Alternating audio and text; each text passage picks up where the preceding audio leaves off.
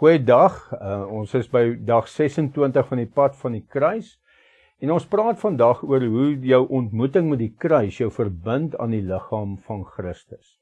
So is eintlik soos 'n groot brug wat gebou is. Daar was skeiding tussen ons en God en deur Christus kan ons nou op hierdie brug oorloop na God toe, maar ons loop nie net na hom toe nie.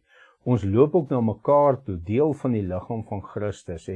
En Markus sê eintlik ietsie daarvan as hy verwys na Alexander en Rufus, dis nou Simon se seuns, hoe hulle ook betrokke was as leiers in die kerk. En ons sien hoe sy ontmoeting met die kruis ook na sy gesin toe oorgespoel het.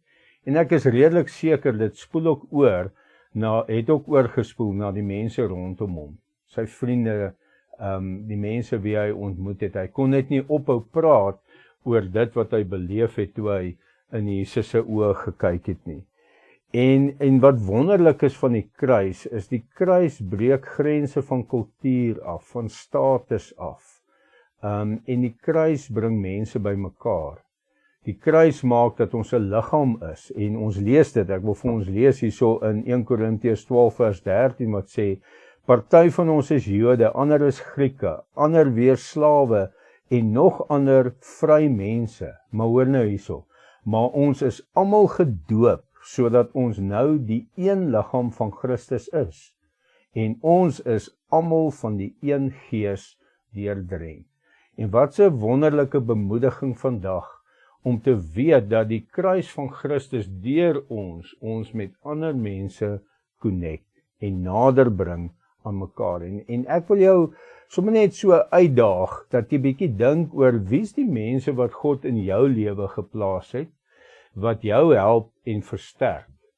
Maar ook, wie's die mense rondom jou wat God in jou lewe geplaas het, na wie toe jy kan uitreik.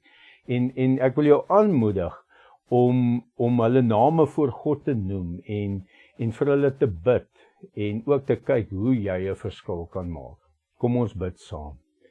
Here, baie dankie vir die awesome voorreg om deel van die liggaam te wees. Here, dankie vir verskeidenheid, verskillende mense, verskillende idees, verskillende agtergronde en hoe dit by mekaar kom en in Christus, in die kruis by mekaar kom en hoe U verheerlik word, Here. Ons eer U daarvoor en ons bid, Here, vir die eenheid in ons geloofsgemeenskap, dat dit vibrant sal wees en mense sal aantrek na U liefde en U genade toe.